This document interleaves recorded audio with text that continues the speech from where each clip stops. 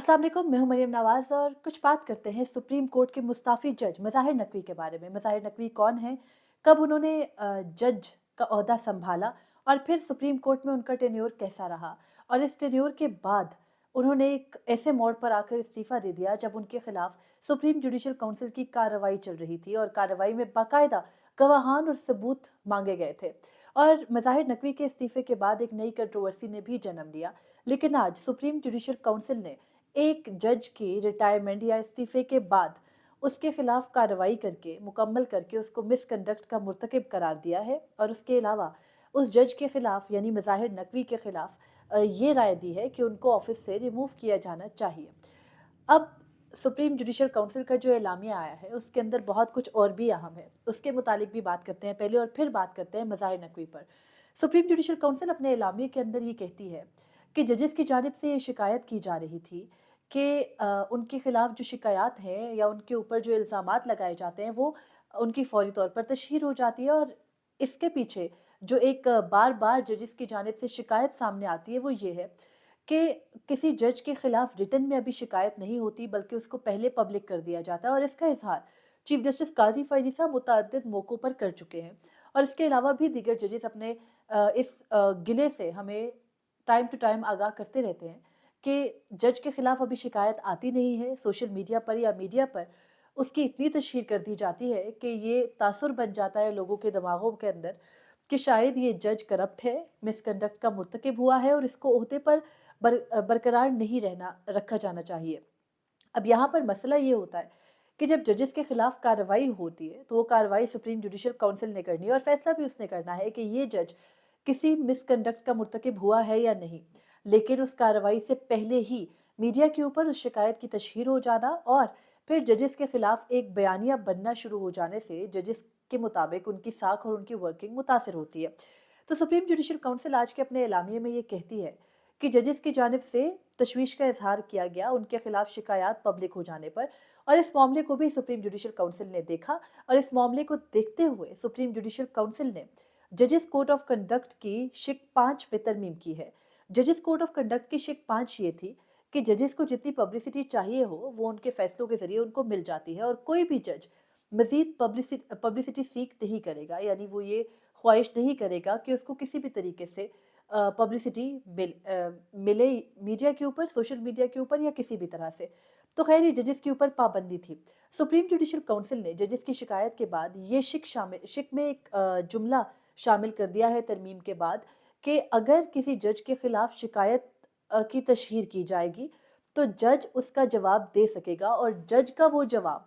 उसकी तशहीर या पब्लिसिटी के ज़ुमरे में नहीं आएगा कि उसके ऊपर जजेस कोड ऑफ कंडक्ट के आर्टिकल 5 का इतलाक हो। यानी अब से अगर किसी जज के खिलाफ कोई शिकायत या कोई इल्ज़ाम सोशल मीडिया या मीडिया के ऊपर लगाया जाएगा तो जजेस उसका जवाब दिया करेंगे। ये एडिशन कर दी गई है जजेस कोड ऑफ कंडक्ट की शिक 5 के अंदर।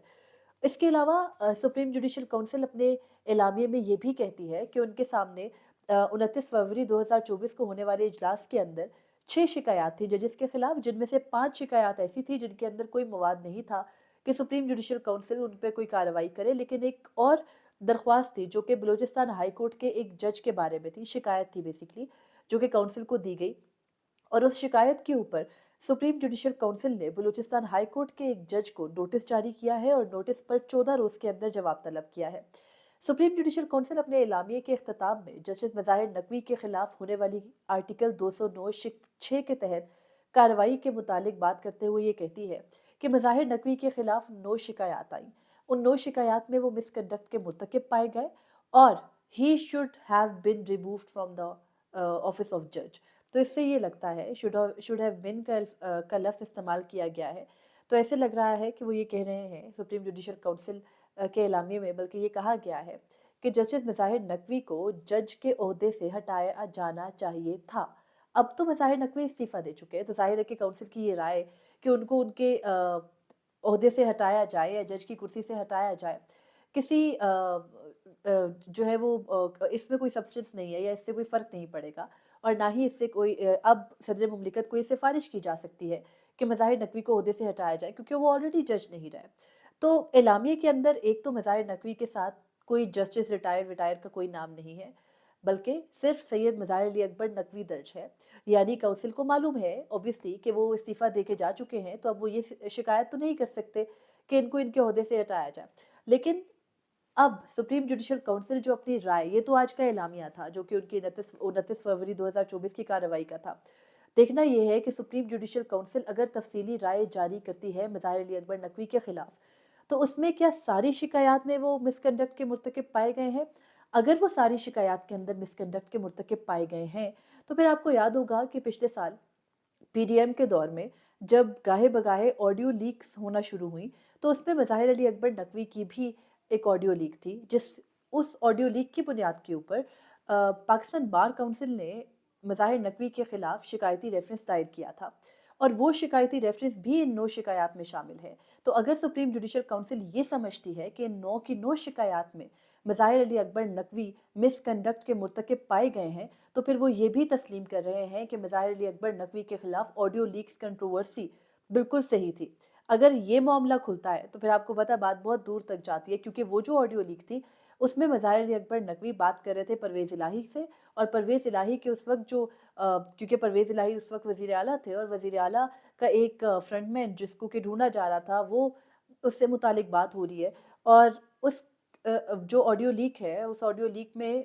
के बाद एक और ऑडियो लीक भी आई थी, जो कि ट्रकों से मुतालिक थी, और उसमें कुछ ज़िक्र था कि पैसे और ट्रक्स जो हैं वो पहुँचा दिए जाएँ, और वो भी मज़ाहिर अली अकबर नकवी के बारे में था। और उसके बाद एक नाम मंसूब कर दिया गया था मज़ाहिर नकवी के साथ ट्रक का लफ्ज़ लगा के। तो ये जो पूरा मामला है, इस मामले के बाद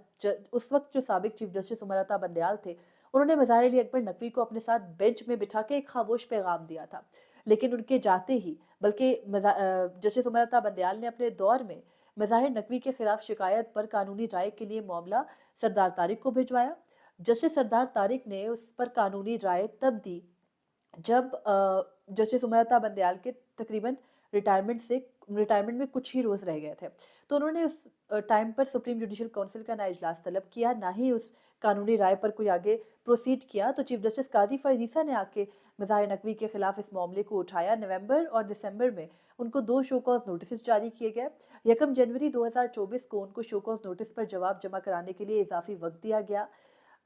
मज़ाहिर नकवी ने अपने खिलाफ जारी होने वाले शो कॉज़ नोटिस को भी चैलेंज किया, अपने खिलाफ कार्रवाई को भी ख़त्म करने की इस्तदा की। जस्टिस सरदार तारिक मसूद और चीफ जस्टिस काज़ी फ़ाइज़ ईसा के ऊपर इल्ज़ामात भी लगाए। हाल ही में एक ख़त लिखा सुप्रीम जुडिशल काउंसिल को, जिसमें ये कहा कि मंसूर अली शाह भी उनके बारे में एक राय दे चुके हैं, तो वो भी अब काउंसिल का हिस्सा हैं, जस्टिस मंसूर अली शाह, तो उनको भी इनके खिलाफ ये कार्रवाई नहीं करनी चाहिए। लेकिन काउंसिल ने सब के बावजूद, उनके इस्तीफ़े के बावजूद आफ़िया शहरबानो केस को समाअत के लिए मुकर्रर किया। आफ़िया शहरबानो केस में इंट्रा कोर्ट अपील वफ़ाक़ की मंजूर की। जुज़वी तौर पर मंजूर करते हुए ये भी सुप्रीम कोर्ट के 5 रुकनी बेंच ने करार दिया कि रिटायर या मुस्ताफ़ी हो जाने वाले जजेस के खिलाफ अगर एक बार कार्रवाई शुरू हो चुकी होगी, तो फिर वो कार्रवाई मुकम्मल करेगी सुप्रीम जुडिशल काउंसिल। और उस फैसले की रोशनी में, उस फैसले की इजाज़त के बाद सुप्रीम जुडिशल काउंसिल ने फाइनली 2 बार दोबारा इजलास किया। इजलास में शिकायत सुनी गई। मज़ाहिर नकवी के खिलाफ जो मेन शिकायत थी, वो ये थी कि डॉक्टर बिस्मा वारसी, जो कि लाहौर की एक खातून है, इंतकाल हो चुका है उनका, उनकी सेंट जॉन्स पार्क में एक प्रॉपर्टी है जिसका नाम 100 सेंट जॉन्स पार्क है, और वो मज़ाहिर नकवी ने उस पर नज़र रखी हुई थी। और डॉक्टर बिस्मा वारसी का कोई केस उनके सामने 2011 में जो है वो लाहौर हाई कोर्ट में आया था, और उस केस के बाद उनकी उस प्रॉपर्टी पर नज़र थी, उस प्रॉपर्टी पर उनकी नज़र बरकरार रही, और फिर 2022 में आके उस प्रॉपर्टी का इंतकाल हुआ इनके नाम पर। और उस वक्त हुआ जब डॉक्टर बिस्मा वारसी वफ़ात पा चुकी थी, और उनके शौहर चौधरी शहबाज ने अपने कमसिन बेटों के 2 कमसिन बेटों को ज़ाहिर नहीं किया। एक बेटे को जो कि 18 साल का हुआ था, 2-3 दिन बल्कि 20 एक दिन पहले, तो फिर 25 जून 2022 को उन्होंने ये प्रॉपर्टी मज़ाहिर नकवी के नाम पर मुंतकिल की। ये वो वाहिद एलिगेशन थी जो शायद अगर बाकी 8 शिकायत ना भी होती, तो उसमें मज़ाहिर नकवी मिसकंडक्ट के मुर्तकिब पाए गए थे। और जो गवाहान के बयानात रिकॉर्ड हुए थे, उनकी रोशनी में ये तमाम तर मामला हुआ। लेकिन अब देखना ये है कि यहाँ पे आके बात सिमट गई है। मज़ाहिर नकवी के ख़िलाफ़ यही मिसकंडक्ट के मुर्तकिब पाए गए राय आनी थी, क्योंकि उनके ख़िलाफ़ जो गवाहान आए, जो सबूत पेश किए गए, वो किसी न किसी हद तक इतने ठोस थे कि अगर मज़ाहिर नकवी खुद भी सुप्रीम जुडिशल काउंसिल में पेश होकर जवाब देते तो शायद उनको डिफेंड ना कर पाते, क्योंकि कोई भी शख्स जो उनके गवाहान वगैरह सुप्रीम जुडिशल काउंसिल में पेश हुए, उन्होंने किसी भी शिकायत पर इनकार नहीं किया था, ना ही ये कहा था कि ऐसा नहीं हुआ ऐसा नहीं हुआ, बल्कि सभी ने एक्सेप्ट किया कि मज़ाहिर नकवी ने किस किस वक्त उनसे कौन से प्लॉट्स लिए, कौन से पैसे मुल्क में रखे, कौन से पैसे अपनी बेटी की फ़ी के लिए बाहर भिजवाए। तो खैर ये तमाम तर मामलात हो गए थे। अब सुप्रीम जुडिशल काउंसिल अपनी राय दे चुकी है। सुप्रीम जुडिशल काउंसिल की राय के बाद अब फर्दर कोर्स क्या डिसाइड होना है, क्या अगर कोई जज मिसकंडक्ट का मुर्तकिब पाया जाए और वो इस्तीफ़ा दे दे तो उसको एज़ इट इज़ घर चले जाना चाहिए, या फिर उस जज के खिलाफ कोई फर्दर कार्रवाई भी होगी। अगर सुप्रीम जुडिशल काउंसिल ये मामला वंस फॉर ऑल तय कर देती है कि अगर कोई जज मिसाल के तौर पे मज़ाहिर नकवी इस्तीफ़ा दे के जा चुके, अब सुप्रीम जुडिशल काउंसिल कह रही है कि वो मिसकंडक्ट के मुर्तकिब पाए, अपनी तफसीली राय के अंदर ये बता दे कि कैसे कैसे मुर्तकिब पाए, कौन कौन सी करप्शन या कौन कौन से मामलात के ऊपर सुप्रीम जुडिशल काउंसिल ये समझती है कि मज़ाहिर नकवी ने मिसकंडक्ट किया है, तो क्या वो मामला वहीं पर सिमट जाएगा या फिर फर्दर नैब को भेजा जाएगा, या फिर हुकूमत इस पर कोई प्रोसेशन करती है। ये सब कुछ बड़ा इंटरेस्टिंग होगा आने वाले दिनों के लिए, और ज़ाहिर है ये इंटरेस्टिंग इसलिए नहीं है कि मज़ाहिर नकवी के साथ कुछ हो रहा है तो हम उसको सेलिब्रेट करें, बल्कि इंटरेस्टिंग इसलिए है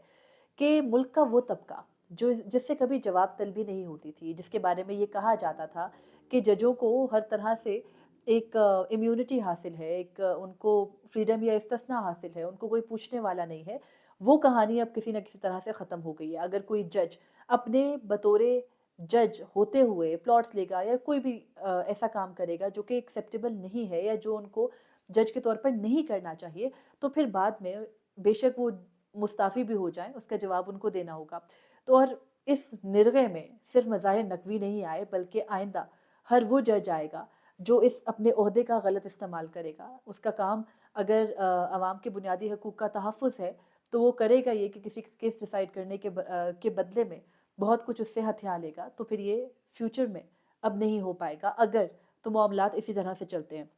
खैर, मज़ाहिर नकवी 2010 में लाहौर हाई कोर्ट के जज बने थे और 10 साल लाहौर हाई कोर्ट में मुख्तलिफ़ ख़िदमात उन्होंने सरअंजाम दी। उनकी सबसे बड़ी ख़िदमत वो थी जो उन्होंने मुशर्रफ को सज़ा सुनाने वाली ख़ुसूसी अदालत को कलअदम करार देकर की थी, और उस ख़िदमत के एतराफ़ में उनको सुप्रीम कोर्ट का जज बनाया गया 2020 में। साल 2020 से साल 2024 तक जस्टिस मज़ाहिर नकवी रहे, लेकिन 2024 में उस वक़्त मुस्ताफ़ी हो गए जब उनके खिलाफ कार्रवाई चली और जब उन्हें लगा कि उनके जो फ़ेवर है वो एक तरह से ख़त्म हो रही है और उनके ऊपर लगने वाले इल्ज़ामात शायद इस तरह के हैं, या फिर चीफ जस्टिस काज़ी फ़ाइज़ ईसा जिस अ, तरीके से उनके खिलाफ कार्रवाई कर रहे थे, उस तरह उन्हें लगा कि कहीं पर भी कोई